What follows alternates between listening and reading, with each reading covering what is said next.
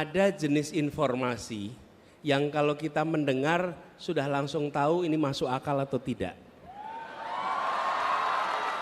Oke. Saya lihat juga di sosmed nih Pak Anies nih lagi dibilang Pak Anies lewat timnasnya pengen menghapus BUMN dan mengganti dengan koperasi kalau menang. Ya ini sepertinya ada yang perlu diluruskan nih Pak Anies nih. Bahkan sudah diberikan statement sambutan dari yang bersangkutan gitu. Bertanya, kalau BUMN dihapus, gimana nanti pegawainya? Gimana jutaan pegawainya? Silakan diluruskan Pak. Ini hoax atau benar nih kira-kira?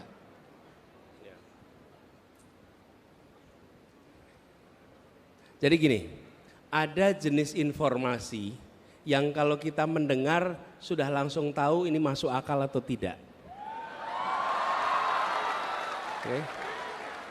Nah, kalau ada jenis informasi yang kita dengar tidak masuk akal dan dikutip oleh yang memegang kewenangan, maka yang memegang kewenangan tidak sedang menggunakan akal sehat.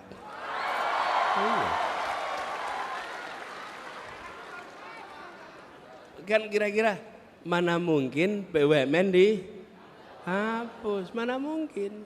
Jadi ketika kemudian itu malah Pak Menterinya yang ngomong, loh Pak Menterinya memang nggak berpikir kritis gitu. Di mana critical thinkingnya gitu kira-kira. Ini sebelum ngomong soal substansinya ya. Jadi ketika mendengar informasi itu kita bisa nakar, oh ini masuk akal atau tidak gitu. Ini jelas tidak masuk akal. Nah, apa yang terjadi? Malah justru harus ditata ulang. Kelihatannya BUMN kita ini sudah banyak yang mengalami problem yang terlalu besar. Kita nggak usah bahas di sini problemnya. Nanti kita mengalami penambahan pikiran. Tapi yang saya ingin sampaikan bahwa itu tidak benar, itu fitnah dan fitnah yang tidak masuk akal. Kemudian kami ingin tegaskan, BUMN ke depan adalah BUMN yang menjalankan fungsi negara. Negara itu punya dua tangan, satu namanya birokrasi, satu namanya korporasi. Yang disebut birokrasi itu kementerian, dinas, badan, itu birokrasi. Yang kedua namanya korporasi, BUMN, BUMD. Okay? Dua-duanya punya tugas melakukan pembangunan. Jadi badan usaha milik negara jangan dipandang sebagai badan mencari untung bagi negara. Negara tidak bekerja mencari untung. Saya tadi malam katakan negara tidak berdagang dengan rakyatnya. Oke? Jadi dia menjalankan fungsi pembangunan. Nah, ada jenis-jenis kegiatan yang kalau dikerjakan pakai birokrasi sulit. Lebih mudah bila dikerjakan lewat korporasi. Saya beri contoh, kami di Jakarta mengelola kendaraan umum.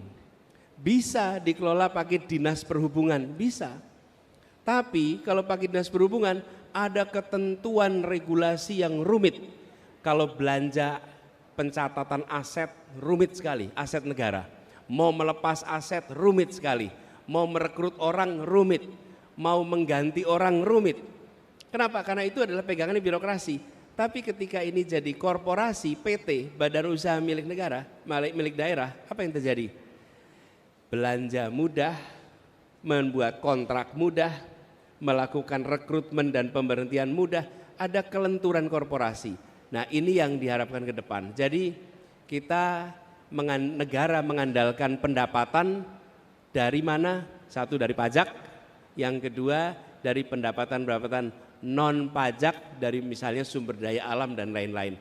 Tetapi badan usaha milik negara bukan diarahkan untuk mencari keuntungan, tapi diarahkan untuk menjalankan fungsi pembangunan yang baik kalau punya untung, tapi bukan sebagai prioritas nomor satu. Gitu kira-kira.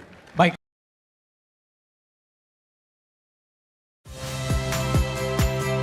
Saya, My Sister Tarigan. Saksikan program-program Kompas TV melalui siaran digital, pay TV, dan media streaming lainnya. Kompas TV, independen, terpercaya.